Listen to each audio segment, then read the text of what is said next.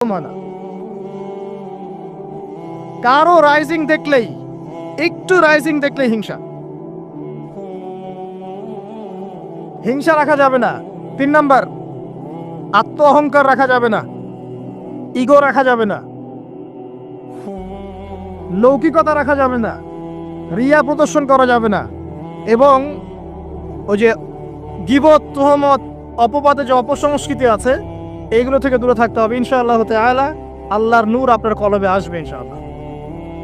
তখন ইনশাআল্লাহ তাআলা আপনি খিজির হবেন আলাইহিস সালাম, যে কিনা অনেক দূর পর্যন্ত দেখতে পারে, যা মূসা আলাইহিস সালাম পর্যন্ত পারেন নাই।